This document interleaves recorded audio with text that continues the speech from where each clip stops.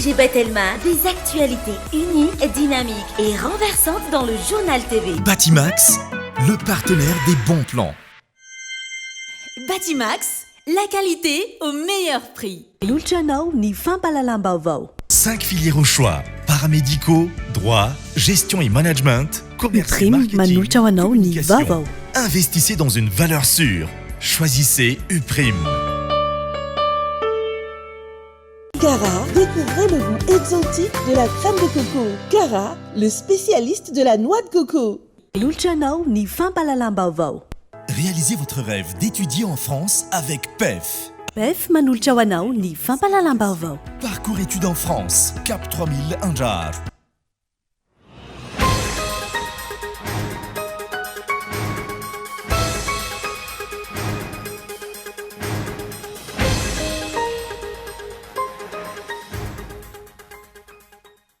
Tonontosandroany teny amin'ny fobe toeran'ny seni alarobiny antsapaky ny filaharandreo kandida ho filohan'ny pirenena amin'ny bilitainy tokana ampiasaina mandritra ny fividianana fihodinana voaloso faharoa saika tonga nanatrika izany ireo kandida hifaninana amin'ity fividianana ity. Ny fampitoviana ny zoan'ny kandida sy ny famelana malalaka ny famirim-bahoaka ary ny fahafahana mampiditra ny gidiby anaovana fampelezan-kevitra. Ireo amin'ny ankabeny no etaetan'ireo kandida hifaninana ho filohan'ny pirenena raha samy nanionevy ny teny anivo ny seni tamin'ity androan'ity. Efa voahomana mialoha ny fandraisan'ny praiminisitra Ntsay Christian fahefana rehefa niala ny filoha Rajoelina. Tsy mahatoky ny filohan'ny Antenimierandoholona ny fitondrana Rajoelina ka izao miray tsokombakomba amin'ny fandikana ny lalam-panorenana izao ny governemanta Ntsay sy ny filohan'ny fitsarana avo momba ny lalam-panorenana. Hitokona mandritra ny ora iray ireo mpiasa amin'ny ministeran'ny vola manerana ny Madagasikara ny zoma ho avy izao hoy ny filohan'ny sendikan'ny mpiasa amin'ny ministeran'ny vola. Antony tsy fahamaliana ireo tompon'andraikitra ny fangatahana izay efa hatramin'ny taona 2012. Any ivelany, mahery ny 2000 amin'izao fotoana ireo namony ainy vokatra ilay horohorontany goavana tany Maroka ny Zoma hifosabotsy teo. Foto-drafitrasa maro ny mbola hina irodana ka maro ny safidy ny atory eny an-dalana noho izay tahotra ihany izay ran'ny trano izay. Ny antsiprian'ireo.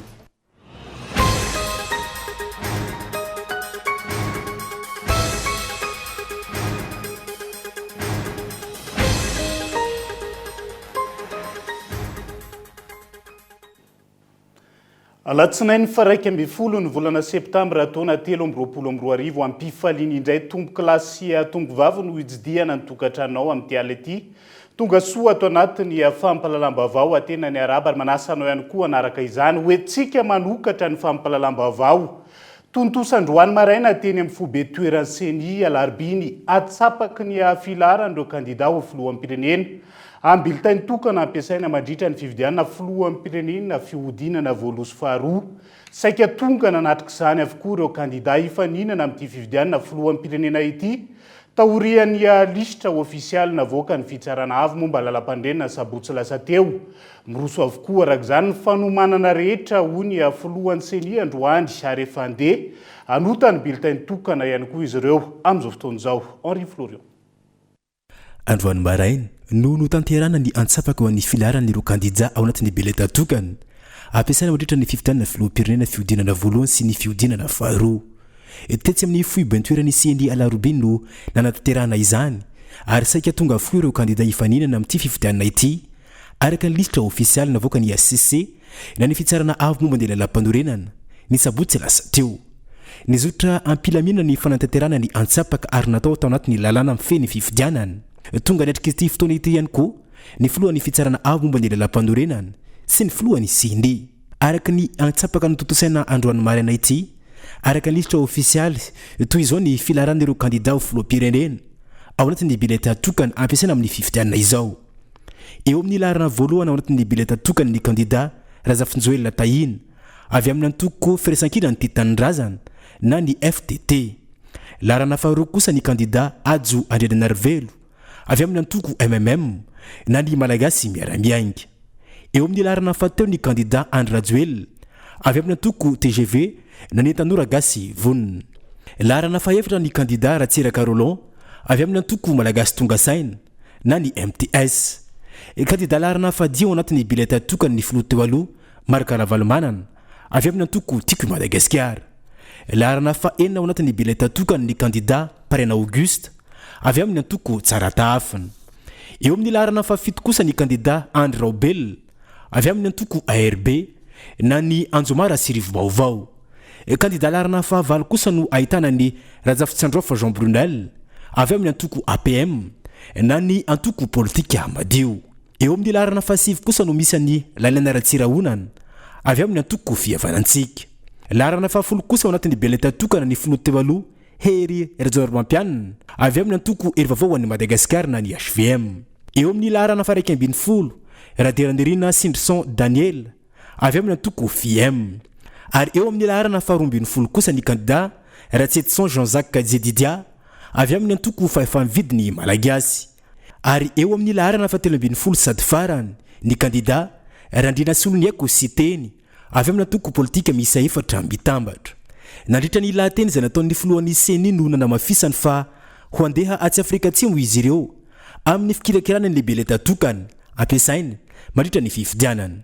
Zao fisarina zao dia hananga ho atsy Afrika Atsimo ny delegation zay tariko amin'ity hitondra ny lasitry ny bileta tokany andamina sy izery miaraka amin'ny mpanota prity ny fanotana sy ny fandefasana azy ireo ara-potoana.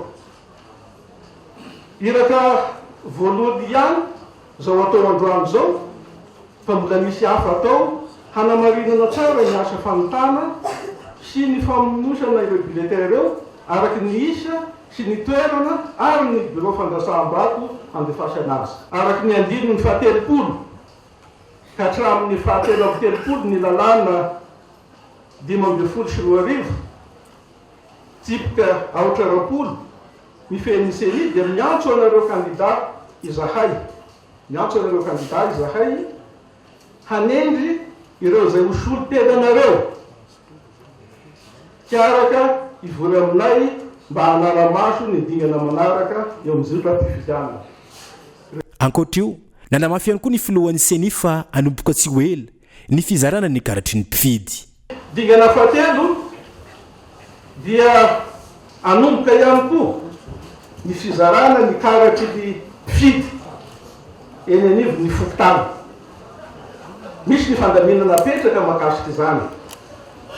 Amin'izany fizarana ny karatry ny mpifidy zany dia isy ny fitetezana isa tokantrano zay ataon'ireo agent électoral sy ny lehiben'ny fokotany manamafy atrano miantso avo ho antsika mpisehatra amin'ny fifidianana mba hitandro toy ny anak'Andriamaso ny firaisam-pirenena sy amelonaso ireo sotoavina amin'ny malagasy na ameloa io na aoriny fahafolo ny volana oktobra zao zay daty angony fampielezan-kevitra ofisialy araky ny tenenitsika teo dia ny fanetanana dia efa asika atao manomboka amin'izao.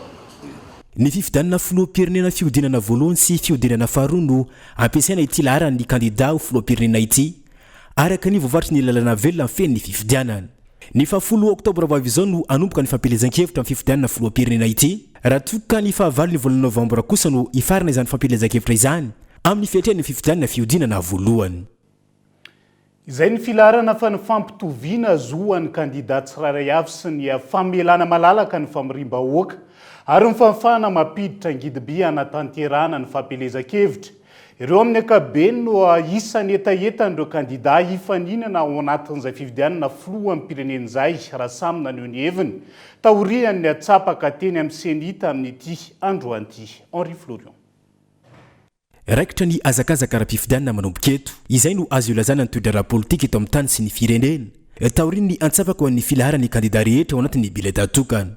Coup d'état institutionnel ihany koa ny zava-misy amin'izao fotoana izao ho ny filoha teo aloha Marc Ravalomanana malohana ny tsy nandraisa ny filohany Antenimierandoholona ny fitantanana ny firenena.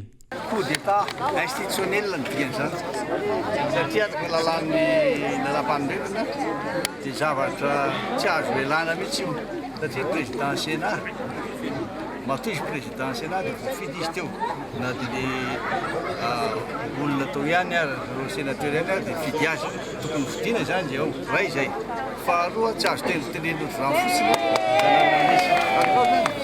dia coup d'état institutionnel efa nanometaka taratasy ao zahay mandady resaka be fotsiny voalohany dia zay mbola mitana anisan'ny mpanapolitika hatrany ny fahazahoany ny Andra Joel mirotsako fidiana ka ny ACC no tsarainy tantara raha ny nambaran'ireo mpanao politika.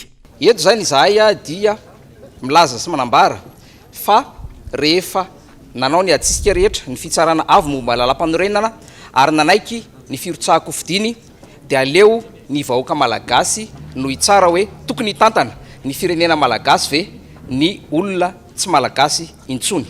Eto ary ny tenako Rakoto Sofaniry Alban dia miantso ary mitodika miantso ny firenena frantsay, miantso ny fitondram-panjakana frantsay amin'ny alalany maso ivony la Frantsa eto Madagasikara.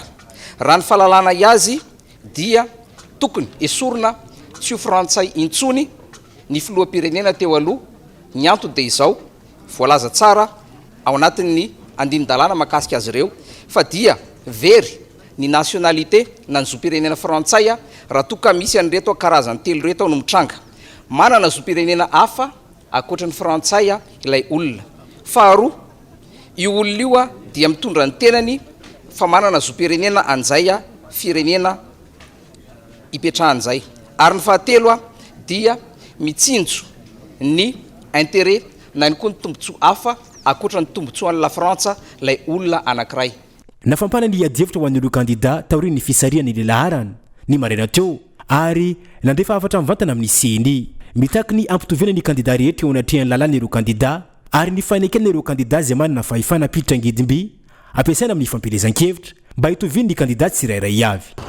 Raha kandida tokana ihany no andeha hitondra hélicoptère za tsy mino hoe ho tafapetraka eto Madagasikara zany hélicoptère an'izany satria ireo mpanara-diny kandida rehetra koa tsy anaiky dia izay dieny zao soroana zay zavatra zay hoe avela malalaka rehetra apiditra hélicoptère satria araky nambarako teo tsy secret fanomanan'ireo fitondram-panjakana hoe tsy apiditra ny hélicoptère ny sasany tsy apiditra ny avion sasany ka izay indrindra ametsara na tokony ametsaratsika fitokisana zato isan-drato any CNI ary CNI moa amin'izao fotoana izao rehefa efa nambara tamin'ny fomba officiel fa mbo tsy ampy ny volana aoka zavy zay hoe nanambara tamin'ny fomba officiel ny CNI hoe tsy ampy ny volana dia mbola ao anatiny ho fampiresaka amin'ny gouvernement sy ireo mpamatsy volantsika. Manomboka eto araka izany ny azakazaka hatrero ny antoko politika sy ny mpanao politika maro samihafa ho an'ny fifidianana filoham-pirenena ity. Takin'ireo antoko politika sy kandida ihany koa no manomboka izao ny fahafahana mamory vahoaka ankalamanjana sy ny anafoanana ny noty sadatsada izay navoaka ny ministry ny atitany izay mandrara ny fambolim-bahoaka. Mivaivera ny fean'ireo fanakianana izay nomen'ireo kandida ho filohan'ny pirenena ny voamera maleo tena misahana ny fividianana tamin'ity androan'ity teny amin'ny fobe toerany CNI teny Alarobia. Isan'ny songadina tamin'izany ireo lesoka hita amin'ny fomba fiasan'ny CNI sy ny tokony isiny ny fitovian'ireo kandida tsirairay avy. Fitiny kolona. Maro ireo mampanahy ireo antoko politika amin'ny fividianana amin'ny fahasivy volana novambra ho avy izao raha ny songadina nandritra ny fiaonana teny amin'ny foben'ny CNI androany. Isanao mafisin'ireo kandida ho filoham-pirenena nandritra izany ny tsy tokony isiny fitany lana eo amin'ireo kandida misy 13. Efa ela zay nandray anjara tamin'ny fividianana fa 20 taona mahery zay. Tsy mbola nangala bato fa nangala aram-bato matetika. Ny zavatra ahiahinay zao dia zay problème nala bato zay ary voalaza teo ihany koa ny resaka communication. Androany zao TVM makasary tsy haiko na mandeha direct ty na tsy mandeha direct fa maninona tsy olona rehetra afaka mandalo amin'ny TVM. Inona ny antony? Raha miresaka atsika hoe égalité des chances ny candidat rehetra tokony afaka miteny amin'ny TVM daholo ny olona rehetra na dia tsy miteny ary hoe fidio za fa milaza fotsiny hoe mandraisana roa anjara amin'ny fividianana ary vahoaka ohatran'ny teninao teo monsieur le président CNI avy alao zay afaka miteny amin'ny TVM. Faharoa manaraka an'izany ankoatra izay ny ayay amin'ny lisym-pifidianana sy ny fomba fiasan'ny seny ankehitriny.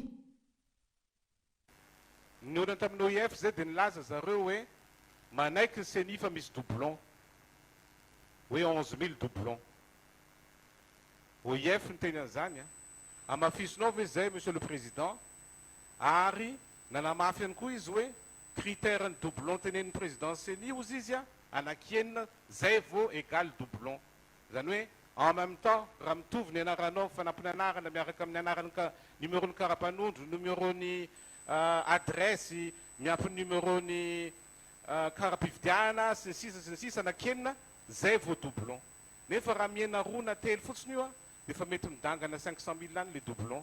Ka mba omeo fanazavana monsieur le président. Momba n'le impression na bulletin unique ansaika ambantanina tsy voavaly mihitsy na tamin'ireny dialogue reny le izy hoe afaka mitovy nisan'ny mpifidy ve nisan'ny bulletin unique satria taloha ohatra misy réserve 25 sa 30% ambony nisan'ny mpifidy ny bulletin antota dia nefa iny le mahatonga an'le ayay amin'le bulletin précoché rehefa avy eo kanefa tsy mbola misy élection teto hoe 100% ny taux d'élection zany 100% dia tsy lany mihitsy le bulletin dia efa ho any Afrique du Sud ihany ryso dia mba azo valiana zay. Nandritra ny fanaovana antsapaka ny laran'ireo kandida ho filoham-pirenena androany no nilaza ireo kandida samihafa ny tsy fahatombanana tsikaritra eo amin'ity voamira maleo teny amin'ny sanany fifidianana ity.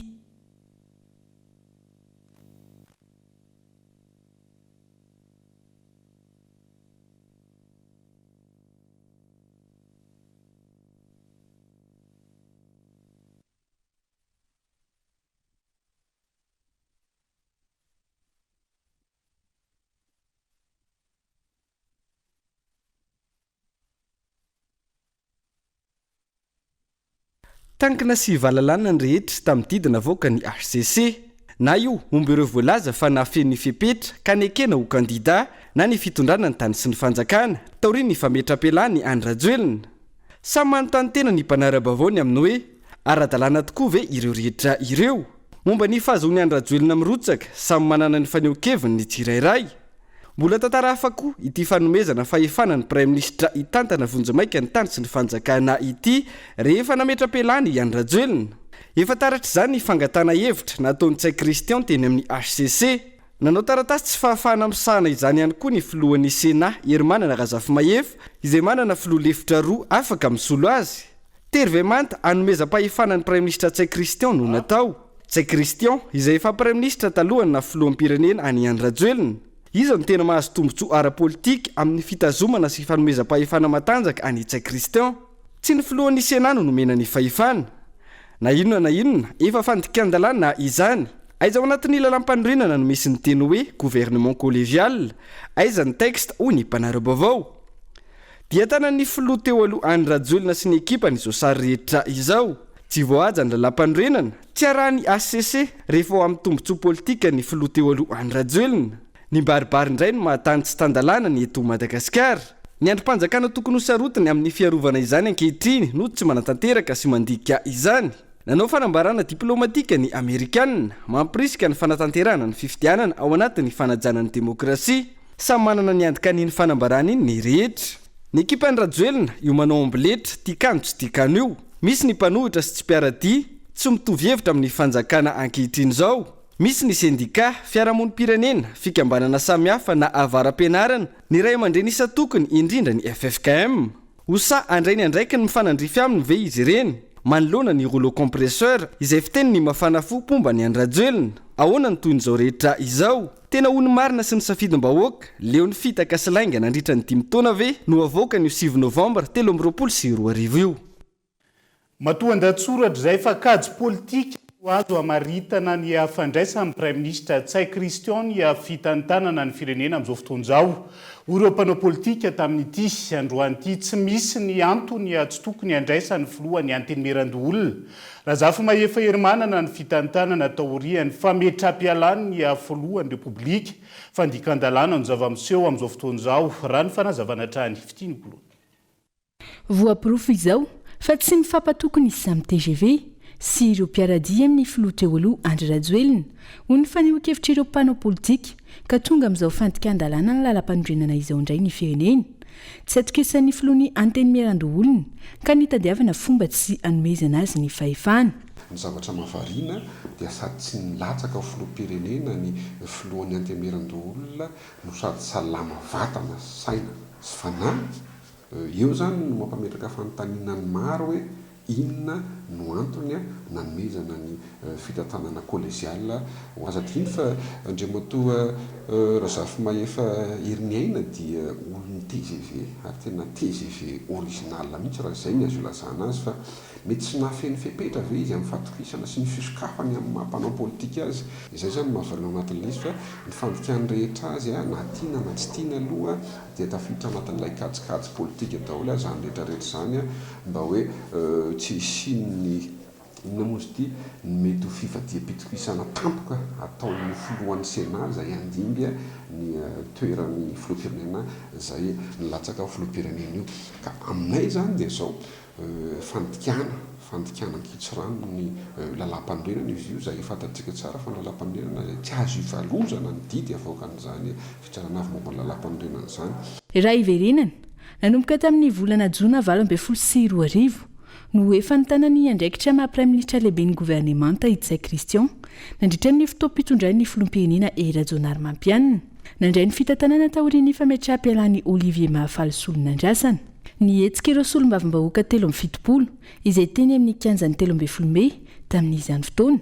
Itsay Christian no praiminisitra nandritra ny fifidianana ny taona 2024 nalany ny filoha Rajoelina ary notazominy nandritra ny fotoam-piasany iray manontolo. Narovana sy nitadiavana ny fomba rehetra tsy ampialaza amin'ny toerany na efa nisy aza ny mention de censure na ny fitsipaham-pitokisana izay nosiniavin'ireo solombavambahoaka miisa 500 avy amin'ny IRD 10 tsy miankina izay nikendry ny anonganana ny tenany tamin'ny volana Desambra 2022 nodikana ny lalàna nandeha nitsindry sy ny fanambazana tamin'ny fomba mivantana sy ankolaka natao tamin'ireo solombavambahoaka ka izo mbola amin'ny toerany ary mitana ny firenena izay ny praiminisitra Itsay Christian. Dia io olona io indray no ametrahana fitokisana.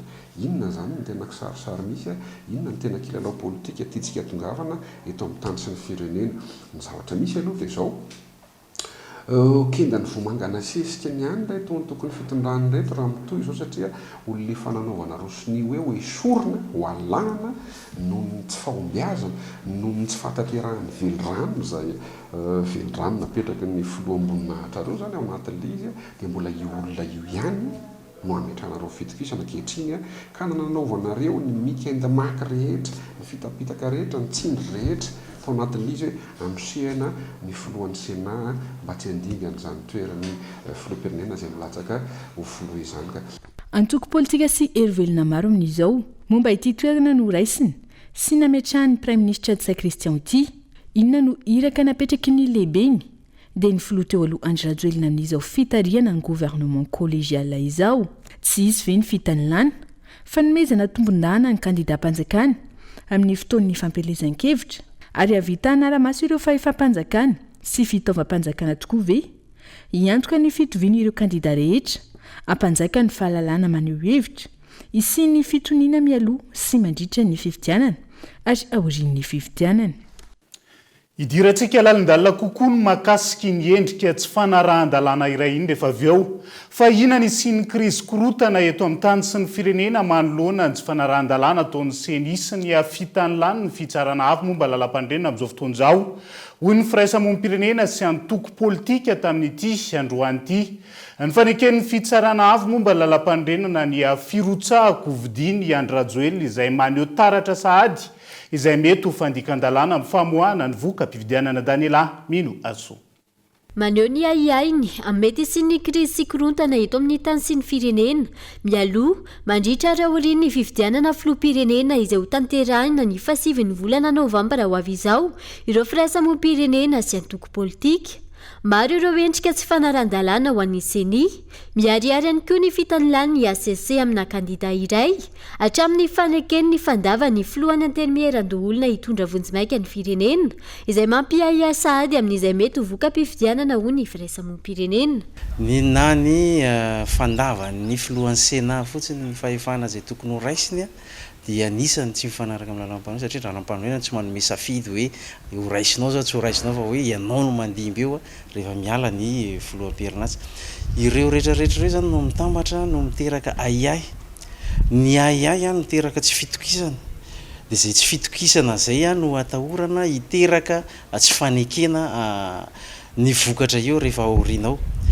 dian'izao zany raha tokony ho ampitaina hoe inona ny anton'ireo fanapahan-kevitra zay tsy mifanaraka amin'ny lalam-panorenanareo mba tsy ampirorosaina ny olona satria raha izao ianao no mandika ny lalam-panorenana vao manomboka ny fifidianana dia efa miahiahy ny olona hoe isy fandikana ihany koa rehefa tonga ny famoahana ny vokatra amin'ny fifidianana ary ho anahirana ny olona ihany koa zany ny amin'ny lafin'ny fitoriana ara-pifidianana satria efa hita sahady hoe mitongilana makaiza ilay raha-fampanjakana natao manana fahefana anapaka sy andidy amin'izay raharaha ampifidianana izay ankilany efa taratry ny krizy politika ankolaka eto amin'ny firenena io fanekeny ACC ny firotsako vidiny Andry Rajoelina io hoy ny teo anivo ny antoko HVM toa ny candidat efa manitsipaka marindrano ny tsy tokony hanekena ny candidat mizaka ny zoom-pirenena vahiny nefa mbola hanenkeny ACC ihany zany dia efa mazava ho azy efa anatina crise politique tsika na dia mbola tsy mibaribary be le izy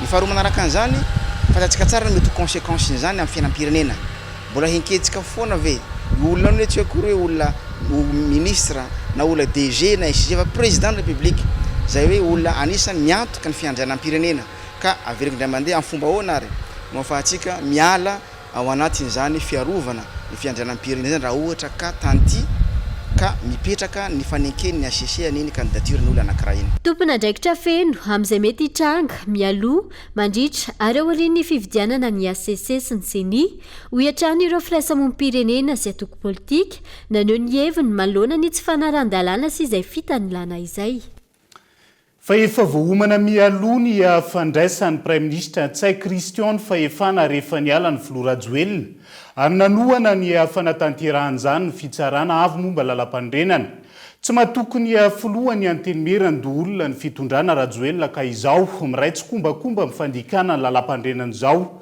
ny gouvernemanta Ntsay Christian sy ny filoha ny fitsarana avy momba lalam-pandrenana Olona Saina mazava ankehitriny nitetika adiny fitondrana Rajoelina amin'ny fomba hitantanana ny firenena ary efa voaomana mialoha fa Ntsay Christian Prime Ministre lehibe ny gouvernemanta no andray ny fahefana rehefa nametra-pialana i Andry Rajoelina aty ambadika izay nitadiavana ny fomba rehetra ny filohan'ny antenimieran-doholona mba handa ny fahefana omeny ny lalam-panorenana azy raha ny zava-nisy ny 4 septambra ny Prime Ministre Ntsay Christian no nandefa ny taratasy teny anivony fitsarana avy momba ny lalam-panorenana nangatam-panazavana momba ny article 46 alinéa 2 ao anatin'ity andininy nangatahany Prime Ministre fanazavana tamin'ny alatsinainy fa 4 septambra ity izay miresaka momba ny tranga rehetra mety iseho mba hatongavana amin'ilay gouvernement collégialement tranga iray maneo fa efa nikononkonon'ny gouvernemanta tariny Prime Ministre Ntsay Christian ny fandraisana ny fahefana rehefa mametra-pialana ny filoha Andry Rajoelina tsy mahatoky anerymanina razafy mahefa filohan'ny antenimieran-doholona izay voalaza ao anatin'ny lalam-panorenana fa tokony handray izany izy ireo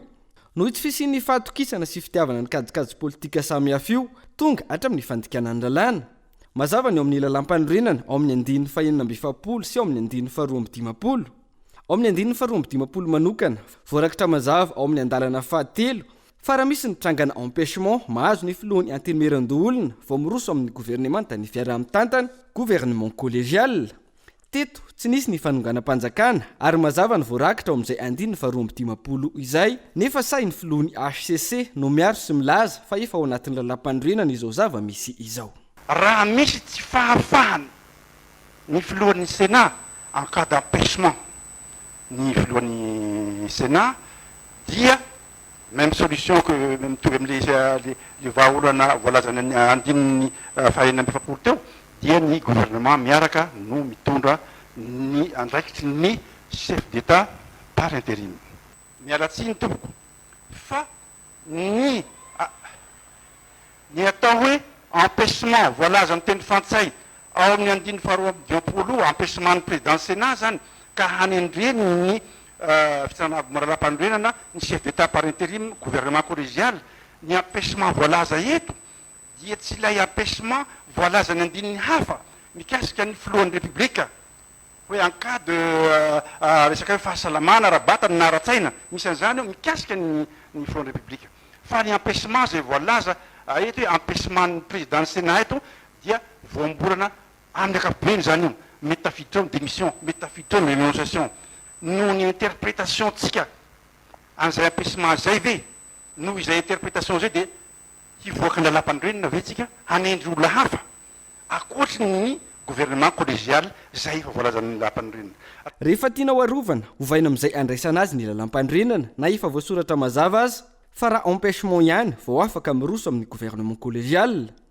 androany teny amin'ny lanonana nokarakarainy seniny filohan'ny fitsarana avy momba ny lalam-pandrenana no naneo izay fiarovany sy fiezahana fampisehoana fa ara-dalàna ny fandraisan'ny praiminisitra tsai kristian ny fitantanana eto amin'ny firenena izay ny fitsarana avy momba ny lalam-pandrenana izay tarian'ny filohany Rakotorsou Florent ihany anefa no namoaka tao amin'ny tranokalany HCC araka ny décision numéro 12 eo amin'ny andiny fahenina fa tsy voafaritra tao anatin'ny lalam-pandrenana ny renonciation na ny fandavany filohan'ny antenymeran-doholona ny andraikitra omeny ny lalana azy renonciation izay izy ireo ihany no manome ny famaritana araka ity hita ao amin'ny andiny fahenina ity arak'io mazava fa renonciation no nataon'ny Herman Razafy-Mahefy ary tsy misy idira ny empêchement ny filohan'ny antenymeran-doholona tetsy andaniny nanamafy ary naneo izay fahavononany hitondra ny anjara birikiny ho an'ny tanindrazana izay raha ny vahiny tao amin'ny fahitalavitra réunionnais vao tsy ela kory izay. Comme vous le dites, probablement il sera candidat donc début septembre. Mazava ho azy arak'izay nambaranao izay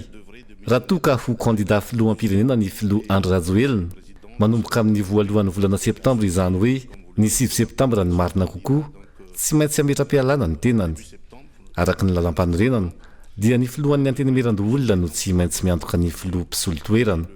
Président du Sénat qui devrait assurer l'intérim.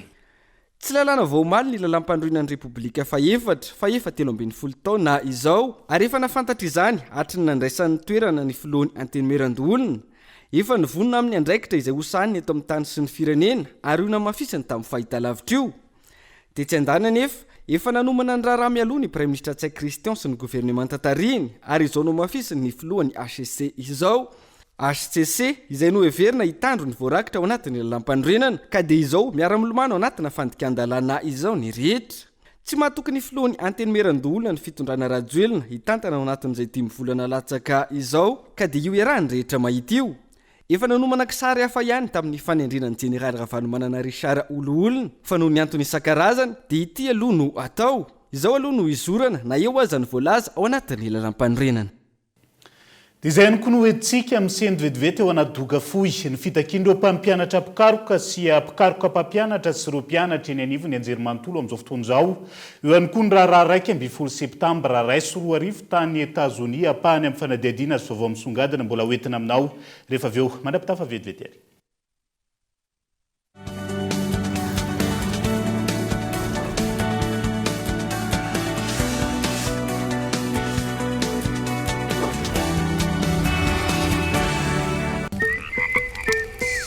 Maizina be izany Marco boum mangina be izany Marco boum resaka ataoko aminao monsieur le commissaire lobaty resaka inona zay fa nga tena hoe tsisy mozika mihitsy ba ina zany hoe boum vaovao balika boum fitaovana mandeha amin'ny herin'ny masoandro misy jiro entanana efa miaraka amin'ny radio sy MP3 ary afaka mamahana finday manomboka amin'ny 900 ariary monja isanandro mandra-pahaveninao ny vidiny manontolo balika mamiratra no avika. Telma est fière d'accompagner l'UPRIM dans l'accomplissement d'une mission commune pour que chaque étudiant monégasque compte. Baobab Banque Madagascar et l'université UPRIM forment un partenariat solide depuis 9 ans. Ensemble, libérons le potentiel de l'UPRIM. Tananao Madagascar Madagascar et UPRIM, main dans la main pour l'éducation de nos jeunes paramédicaux à Madagascar. Ensemble, rallumons la flamme de l'éducation à Madagascar. UPRIM a été l'un des pionniers du système éducatif à avoir été convaincu de la solution MVOUL. Nous nous engageons à maintenir cette collaboration fructueuse et à façonner ensemble un avenir éducatif brillant et sans limite. Vous aussi, décidez d'avancer aux côtés des grands. Rejoignez UPRIM. 5 filières au choix. Paramédicaux, droit, gestion et management, commerce et marketing, communication. Investissez dans une valeur sûre. Choisissez UPRIM.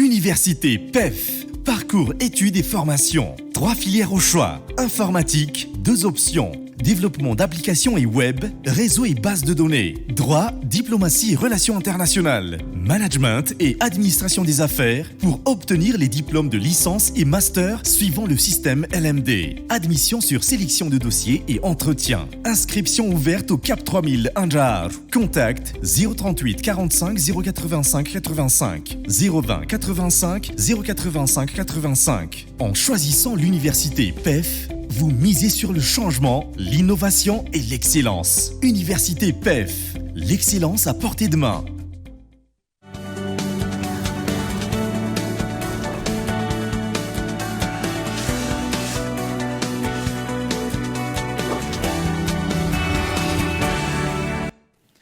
Mamelona ny arabatra ny tombo-klasia tombo-vavy tonga soa indray atao anatin'ny tapany faharoa amin'ny fampalalam-bavao amin'ity ala ity. Isan'ny tarantsika izay adidy sy andraikitry ny olom-pirenena tsirairay ny fandraisana anjara amin'ny fividianana. Tokony samy mahatsapa ny mahatompona andraikitra feno azy ao anatin'izay ny rehetra. Hoy ny firaisamonim-pirenena tamin'ity androany ity faran'izay ny haiko fa tsy mbola ampy ny fanentanana ny olom-pirenena ahafahana mametraka ny hoe safidy matotra sy voahevitra ao anatin'izay fifidianan'izay. Lasa fomba fisaina ny malagasy maro ny hoe tsy misy fiantraikany amin'ny fiainana andavanandro ny fandraisana anjara amin'ny fifidianana raha nitsikaritra amin'izao fotoana. Hitantaratra izany tamin'ny fanavaozana tanteraka ny lisy fifidianana nalana ny soratra anarana ny olona.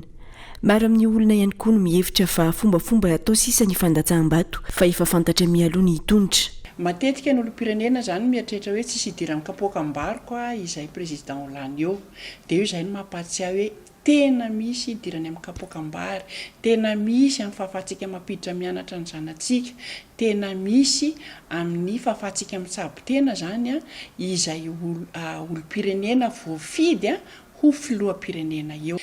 Indraindray koa ny olona laim-pana hoe efa vita melonga fifidianana dia inona ny andehanako any. Fataro fa raha lany hoe amin'ny isam-bady hoe 10 hetsy sy roa tapitrisa ny olona anankiray dia ray ampiana be dia be no nanomen'ilay roa tapitrisa na telo tapitrisa mahery dia aza mieritreritra anao zany ina ny dikan'izay ray fa ilay ray be dia be iny manomen'ilay amin'ny farany hoe ray tapitrisa na telo tapitrisa zany no hanetanana ny olona zany indrindra hoe tongava isika mifidy an'izay olona zany omenao an'izay adidy izay.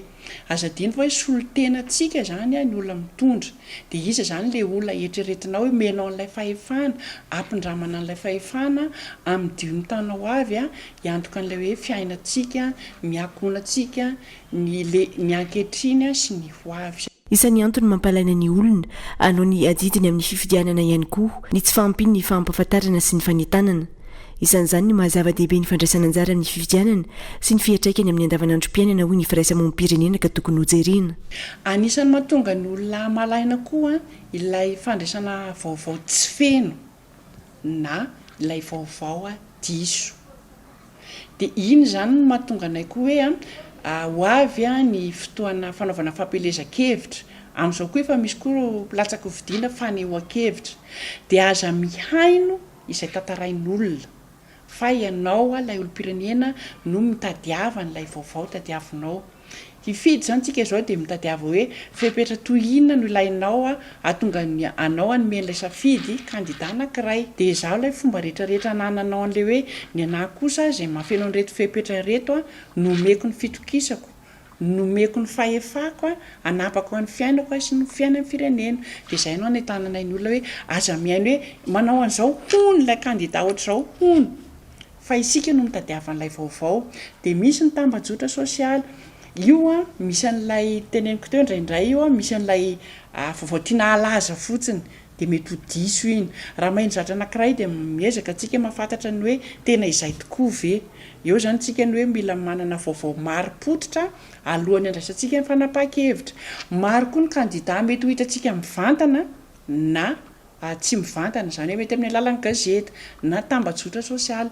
Dia tanina zany olom-pirenena tsirairay amin'iny a hahay amakafaka alohan'ny anaovany an'ilay safidy. Zava-dehibe indrindra amin'izao vanim-potoam-pifidianana izao ny fahatsapany rehetra fa andraikitra lehibe izay tsy hankiana ny ho avy ny firenena ihany fa hiankina ny ho avy ny sambatan'olona ny fametrahana ny safidy voahevitra amin'ny fifidianana hoy ny firaisamonim-pirenena. Raha ho avy indray araka izany ny fanatobaham-bola mandritra ny fampelezan-kevitra hifidianana ny safidim-bahoaka mila mandinika ny rehetra amin'ny hoe izy amin'ireo kandida no manana ny viana sy ny traikefa amin'ny fitantanana ny firenena tsy handiso fanantenana mandritra ny 5 taona manaraka. Valitsika ny tontolo ny fifidianana sy manodidina azy hitokona mandritra ny ora iray ireo mpiasa amin'ny ministeran'ny vola manerana nosy. Ny zoma ho avy izao ny filohan'ny sendika ny mpiasa amin'ny ministeran'ny vola tamin'ity androany ity. Antony tsy famaliny ireo tompon'andraikitra ireo fangatahany izay efa nataon'izy ireo hatramin'ny taona 2012 ny elahy Ranevson. Hanao fitokonana mandritra ny ora iray ireo fa syndikan'ny mpiasan'ny ministeran'ny vola any zoma fa 15 septambra ho avy izao manomboka amin'ny 1 Aotra hatramin'ny 12 ora. Fitokonana izay iraisan'ireo mpiasan'ny ministeran'ny vola manerana ny nosy.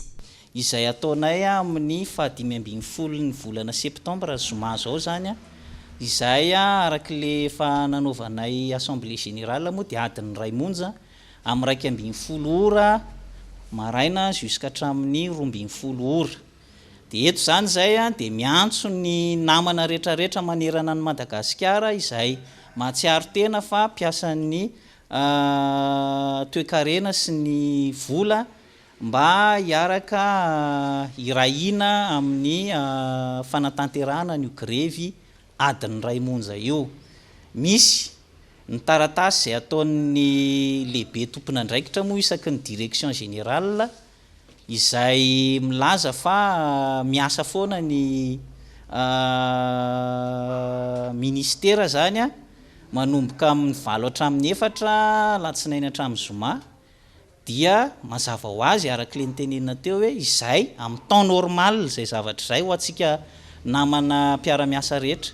Fa amin'ny zoma kosa tsika dia manao ny grevy efa voapetraka daholy ny any amin'ny ministera tompon'andraikitra voalohany sy ny ratsamanjaikany.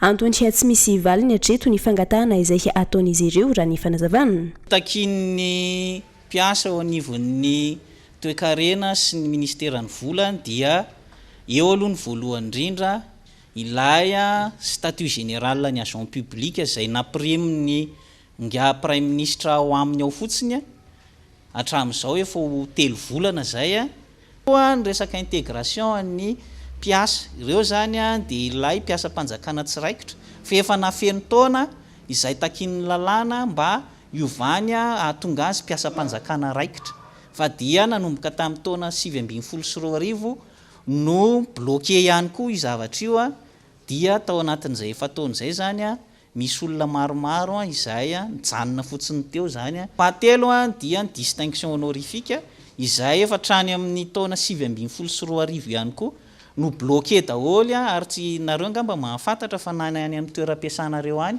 na any amin'ny privé na ny fanjakana dia samy bloqué daholy izay tsy hay hoe inona ny antony mazava anaovana an'izay fa ny fitondram-panjakana izay ny fandimby teo hatrany amin'ny 7,7 dia namean'izay fankasitrahan'izay daholo ho an'ny mpiasa zay nafeny taona sy nafeny ny fepetra rehetrarehetra ka maninona no nanomboka 7,2 ny bloqué noatriny io. Isan'ny takiny izy ireo fa raha iverenana nisy ijerena manokana nisy poste budgétaire sy nisy fampijirana mpiasa vaovao amenona nisy toerana banga eo amin'nisy ministera sy nisy fanomezana afisotrondronono ireo mpiasa efa zokiolona. Izay ny fitakin'ny mpiasa eo anivon'ny ministeran'ny vola fa manome hatramin'ny 10 ny volana oktobra ny fanjakana. Amin'ny famalinan'ny fitakiana ihany koa ny CSS Sampanatananarivo izay nanatanteraka fivoribe tamin'ity androany ity. Isan'ny takin'izy ireo raha iverenana ny fandoavana ny ambony vacation eo ihany koa ny indemnité de recherche et d'investigation izay efa taona tsy voaloha eo ihany koa makasika ireo volavolana didim-panjakana miisa 5 anatsarana ny fampianarana ambony sy ho famerenana ny zoa makasy ny mpampianatra mpikaroka sy mpikaroka mpampianatra. Ireto faran'izay nanamafy ny fahavononany amerina amin'ilao ny fampianarana vantany feno ireo fepetra ireo andao rahantsika ny fanampanazavana. Izy efa amafisinay mpampianatra mpikaroka foana hoe zanaka malagasy zany zahay koa ny malagasy ray malagasy reny ary malagasy zoam-pirenena fa tsy mba hoe manana zoam-pirenena hafa akory ka amin'izay maha-malagasy eny tena zanakay ny mpianatra eny amin'ny ambaratonga ambony rehetra dia maharary anay maharary an'ireo ary ity mety tsy takatry ny olona na inina fafana eo masony sy ao an-tsain'ny vahoaka malagasy hoe ny tena antony mampitokona ny sesesy ane ka anaovana an'le fitakiny ampateboka iray ihany ho amin'ireo teboka 7 na 9 akory takin'ny sesesy no mahakasika ny atao hoe tombotsoan'ny mpampianatra mpikaroka sy mpikaroka mpampianatra fa ny akamaroany dia ny tombotsoa an'ilay fampianarana ambaratonga ambony ho an'ny université ho an'ireo fiobe mpikarohana nasionaly samihafa ho an'izany rehetra zany le tena takiny raha ravina dia izao ny tena takin'ny mpampianatra mpikaroka sy mpikaroka mpampianatra dia ny fanatsarana fampiroboroboana fampivelarana ary fametrahana amin'ny toerana tena sahaza azy izany atao hoe fampianarana ambaratonga ambony sy fikarohana ratsiansa zany. Ao anatin'izay tontolo ny fampianarana izay hatrany fa hiazakazaka vetivety amin'ny fianaratsoa isika ankoatra ny 2,70 ora nomeny CSS sampana fianaratsoa ny fitondram-panjakana ny farany herinandro teo. Nanome 420 ora ho an'ny fanjakana ihany koa ny fikambanan'ny mpianatra izay mivondrona anatin'ny plateforme régionale amalina ny fitakiana sy ny fampanantenaina izay natao azy ireo. Ity vovonana ity izay ivondrona ireo mpianatra avy amin'ny faritra 320 amin'izao fotoana izao.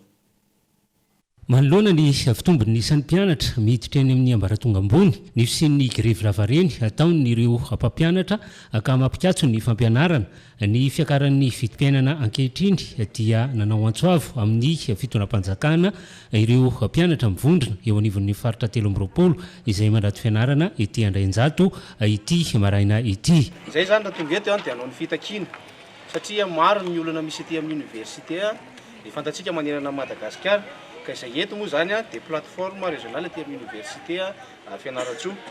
Izay zany dia manao fitakiana makasika ny olana fampianarana ety amin'ny anjerimanontolo rehefa olana misy rehetrarehetra na olana amin'ny mpianatra na amin'ny CSS na amin'ny fampianarana amin'ny ankapobeny dia angatahana izany mba ho jerena izay fa olana maritra izay. Manarakarak'izay anisan'ny olana ety koa ny resaka vatsim-pianarana mbola tsy voaloha efa tamin'ny taona maromaro lasa zay mbola tsy voaloha vatsim-pianarana. Tsy tokony ataontsika zany zay mody fanina na hoe atao ahoana fa matoly olona manao réclamation dia tokony mba manana ny zony izy andraisana zay vatsy mpianarana mbola tsy voaloha zay. Manarakarak'izay takina ihany koa famoahana prime izay nampanantenananay mpianatra rehetrarehetra tena hoe olona manalina zay teo izay teneniny filoha teo aloha hoe mahazo prime ny mpianatra université Fianaratsoa. Ny olana amin'izay dia ohatrany hoe izay président mpianatra ireto no mihinam-bola sa ahoana satria nampitaina taminay le afatra dia hoentina eto hoe aiza ihany le prime mba alifaso izay prime nampanantenanay mpianatra zay. Ny fahavatra manarakarak'izay kosa dia takina ny fampiakarana amin'ny bourse.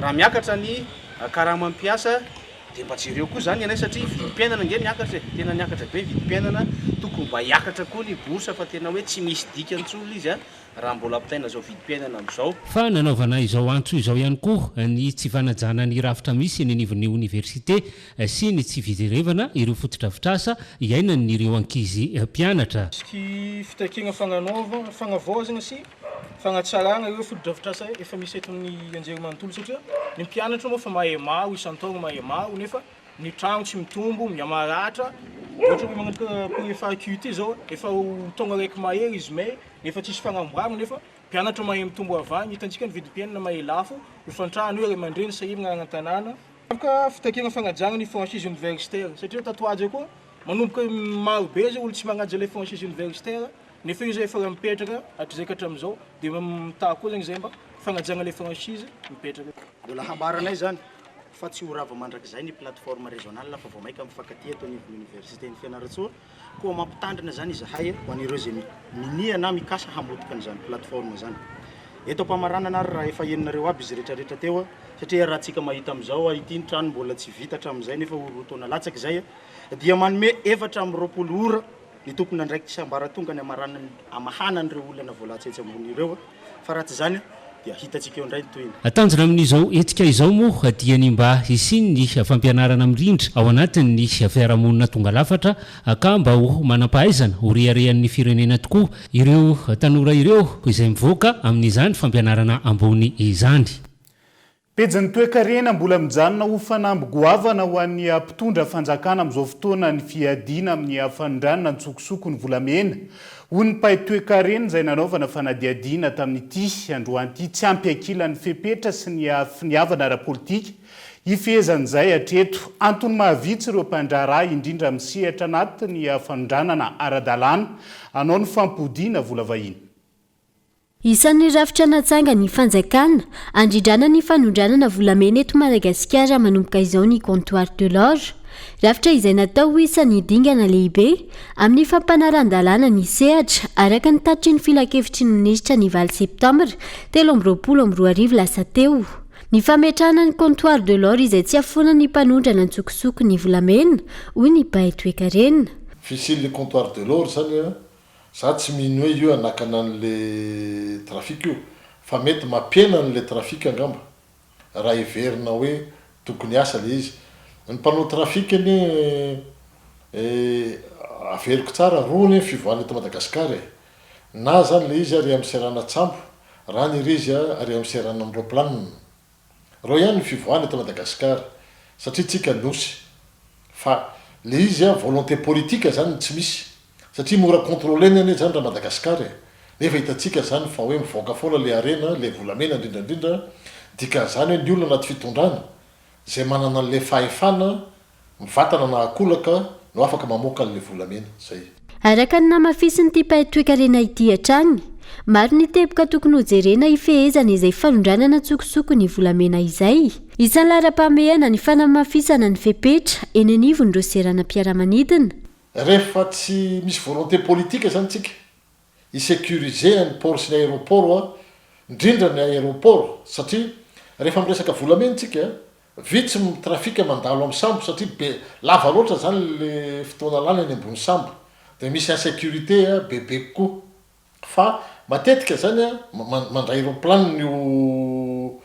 io trafika io le fandeha l'aéroplanina alakiroa na vol commercial na vol privé ka mialatsiny tsy tsika senao ny manana vol privé ary rehefa vol commercial tsy tsika senao ny manana passe droit ao ivato e zany daholo ane fiperaky le izy ka resaka volonté politique io fa hoe tsy resaka texte akory satria apetraka ny comptoir de l'ordre de hoe faona le trafika isan'ny olana sedrain'ireo orinasa mpanondrana volamena ihany koa ny fangatana ny agrément de comptoir hatreto misa 7 amin'ireo orinasa mpanondrana misa 500 no efa nametraka izay atota taratasy fangatana izay tena anivon'ny agence nationale de la filière orge ary maro no masotsivana amin'ny fisitrahana izany raha paikady entitra sy finiavana ara-politika ifehezana ny gaboraraka araka izany no andrasana mavesatra ny fepetra hapetraky ny fanjakana amin'izao fotoana izay amparisarisa azy ireo hiditra amin'ny sehatry ny ara-dalàna raha ny fanazavana trany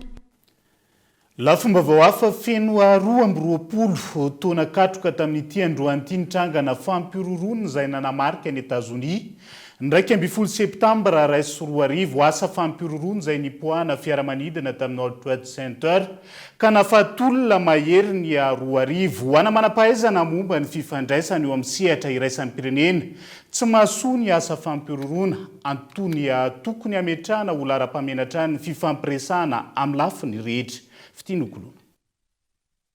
Iraika amby 10 septambra 2020, iraika amby 10 septambra 2020, feno 20 taona katroka androany nitrangana fampiroroana niseho tamin'ny World Trade Center ta New York. Fiaramanidina iray no nipoaka tamin'ny building manamarika manokana any États-Unis tokony tamin'ny 7 ora latsaka folo maraina. 12 minitra taorian'io, fiaramanidina iray hafa no nipoaka tamin'ny building hafa teo ankilany. Vokany, olona mahery ny 3,720 no namony ainy tamin'ity tranga fampiroroana ity. Fiaramanidina izay nahodiny ny fikambanana islamika. Taorian'io, ny 12 Mey 2020 no nanao fanambarana ofisialy ny filoha Barack Obama tao amin'ny Maison Blanche fa efa nolavin'ny miaramila Amerikana Ben Laden izay tompon'antoka tamin'ity asa fampiroroana ity. Nambarany manampahaizana amin'ny fifandraisana iraisam-pirenena androany fa ilaina ny fifampiresahana amin'ireo firenendehibe ireo ho fanatsarana ny fifandraisana iraisam-pirenena. Ohatra amin'izany ny gera tany Syrie tamin'ny 2011 nanomboka tamin'ny 2011 dia sady ady ho an'ireo atao hoe mpanonka-panjakana sy ady contre ny terrorisme. Tsy mitondra vaolana eo amin'ny communauté internationale mihitsy akory ny acte terroriste ary arakaraky ny edivana amin'ny terroriste no ataoko hoe mampikorotana n'izao tontolo izao fa tsisy afa-tsy ny fampiresahana ihany. Nefa na izany na tsy izany ary ny firenendehibe indrindra fa ny occidentaux dia efa nametraka principe mihitsy hoe izay indray dia tsy minégocie mihitsy amin'ny terroriste. Ara-pangona zany tiako tenenina dia tsy mbola mahita vaolana mihitsy tsika hatreto amin'ny ady amin'ny zavatra mitsanga amin'izao fotoana izao satria tsy ampy ny fampiresahana, tsy ampy ny zay finiavana iresaka zay. Isan'ny manova sy mampisaraka ny firenena tsy mitovy hevitra ny asa fampiroroana. Hatreto, tsy mbola voafaritra eo amin'ny lalàna iraisam-pirenena ny atao hoe asa fampiroroana raha ny fanazavana hatrany. Misy ny fitsabahana andraikitra izay ataon'ireo firenendehibe amin'ny raharaham-pirenena hafa izay milaza ho miady amin'io asa fampiroroana. Dia manatantara ihany koa ny anaran'ny olona anankiray anisan'ny terroriste lehibe dia Ben Laden. Fa ny zavatra tsara ho tenenina amin'izao fotoana izao hoe mampiova inona mitondra makaiza zay acte fampiroroana zay. Voalohany lehibe dia ny hoe arakaraky ny sin'le tranka terroriste no mampisaraka ihany koa ny firenena tsy tovizan-kevitra. Satria ny manahirana amin'izao fotoana izao dia efa sady miady amin'ny fahantranotsika no miady amin'ny fiovaovan'ny toetrandro ary miaditra ihany koa amin'ny fampiroroana.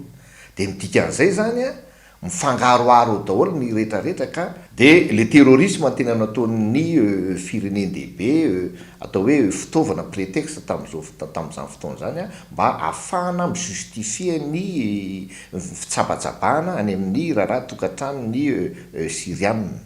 20 taona ty aoriana, miisa 430 ireo olona tsy fantatra ny momba azy izay namony aina nandritra ny fipoahana tao amin'ny World Trade Center ta New York. Nipetraka ho andro maneran-tany amin'ny ady amin'ny asa fampiroroana araka izany ny datin'ny 12 septambra. Misy hatrany ny fahatsiarovana ireo olon-tsotra sy mpamonjy voina izay namony ainy mandritra izany tany New York. Avy any États-Unis dia hiverina tanindrazana sika fa hiazo any mahajanga vetivety ao anatin'ny tontolo ny fanatanjahantena. Samy nahitana solotena niatrika ny fifaninanana nasionaly teo amin'ny taranja basketball avokoa ny ligue patry ny baskety. Manerina ny faritra 13 eto Madagasikara ny fifaninanana nasionaly izay atao mahajanga ny 7 hatramin'ny 7 septambra ho avy izao ka omaly hariva no natao lanonana fanokafana atao amin'ny complexe sportif Ampisikina Mahajanga. Anja Robert Kolo Mahajanga. miisa 1 ny klioba avy amin'ny faritra 3 mandray anjary amin'ilay fifaninanana nasionaly eo amin'ny taranja basketball izay atao hoe tomahajanga ny sivika hatramin'ny 17 ny volana septambra izao. Ny tolakandro ny alahady 10 septambra no natao ny lanonana fanokafana tamin'ny fomba ofisialy ity lalao fifaninanana nasionaly eo amin'ny taranja basketball ity. Nanomboka tamin'moaly ny championnat national NB dame sy ny U20 garçon ary totosoasoma tsara zany nahitana ny ligue régionale 3 tonga ty faritra 3 tonga ty amin'ny faritra Boeny dika zany fa maro dia maro mpandray anjara. Isan'ny mpandray anjara dia 2 ny lehilahy ary 7 ny vehivavy ary ny contenu angambany amin'ny vehivavy ny NB dame azavaiko foana misy contexte hafa sy misy importance manokana satria ny NB dame dia ohatrany hoe 2e division ary mafimafy fiadina zay ataontsika tio satria ny telo voalohany amin'ny miakatra première division na fiantsoana anazy amin'ny terme technique ny fédéral dia ny N1A. Ho an'ny ligue patry ny basketball Boeny izay mampiatrano ny lalao dia mahatsapa fa miamitombo lenta ny fitiavan'ny tanora ny taranja basketball eto amintsika. Izay ligue patry amin'ny Boeny zay soloko tena eto sy reto namako reto na ny fédération ara dia mahatsapa fa efa manomboka iaho satria teo somary natoritory maro tsy tanisa zavatra nandalo teto amintsika amin'ny infrastructure toerana zay afana amin'ny lalao fa zao efa mananika ny 4000 ny katakely zay manana licence amintsika dia dikan'izany fa maro ny lina tafiditra ny tombo nisan'ny licencié ray zay faro miroborobo le satria tamin'ny mois de mars antsika vao nandray championnat national N1A teto amin'ny faritra Boeny. Après Jeux des Îles amin'ny calendrier fédéral koa ny activité fédération dia mandray an'ity championnat ty koa tsika herinandro taorina Jeux des Îles dikan'izany tsy mitsahatra fa misy activité foana ligue patry amin'ny Boeny ary zany mampitombo ny fitiavan'ireo ankizy ireo tanora ireo ny basket eto zany zany tena efa manomboka ame miarina ary hitany fa mitsara ny valeur ny niveau ny ligue patry amin'ny Boeny. Miisa 270 ireo atleta miatrika ny U20 garçon sy ny NB dame eto Mahajanga ary kianja miisa 3 no anatanterahana ny fifaninanana. Ho an'ny faritra Boeny manokana dia manana ekipa 4 mandray anjara eo amin'ny U20 garçon dia ny ABM, ny GSB, ny BCO ary ny SBBM. Raha toa ka ekipa 2 kosa no mandray anjara eo amin'ny NB dame dia ny IBBC sy ny ABM. Izay ihany koa no hoentsika miampita ao anatin'ny maresaka iraisan'ny pirenena amin'ity ala ity. Maherin'ny 2 arivo amin'izao fotoana ireo namony ainy vokatra ilay horohorontany goavana tany Maroka ny Azoma ivosabotsy teo. Foto-dravitra samaro no mbola ina irodana ka maro ireo ny safidy ny atory eny an-dalana no nitahotra ianjeran'ny trano. Ao ihany koa ireo tsy manan-kialofa intsony saingy tsy mbola nisitraka fanampiana ka mampitombo izay mipetraka sy matory an-dalan'izay.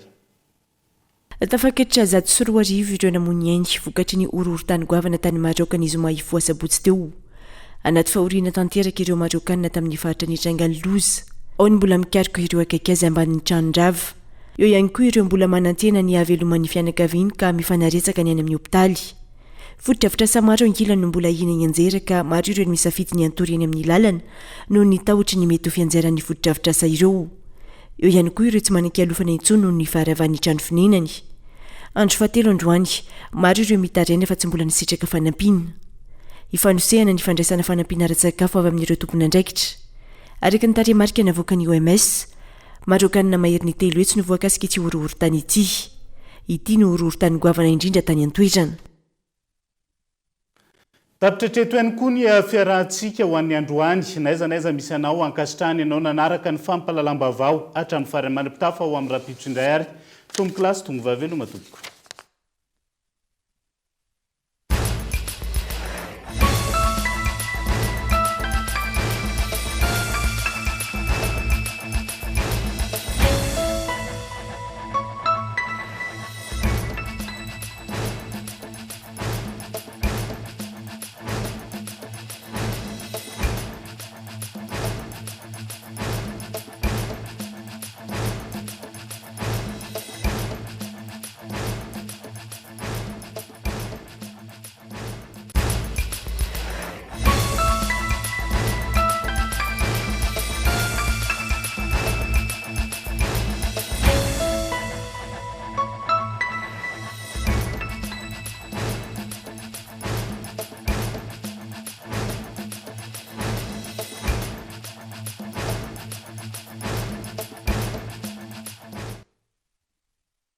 En choisissant l'université PEF, nanolotra ho anao teo ny fampalalana et l'excellence. Université PEF, l'excellence à portée de main. Cara, découvrez le goût exotique de la crème de coco. Cara, le spécialiste de la noix de coco. Vous a présenté Ni Vava. 5 filières au choix. Paramédicaux, droit, gestion et management. Uprime nanolotra ho anao teo ny fampalalana vaovao. Investissez dans une valeur sûre. Choisissez Uprime. Batimax, le partenaire des bons plans. Batimax, la qualité au meilleur prix. Vous a présenté Ni Vava. 5G Batelma, des actualités uniques, dynamiques et renversantes dans le journal TV.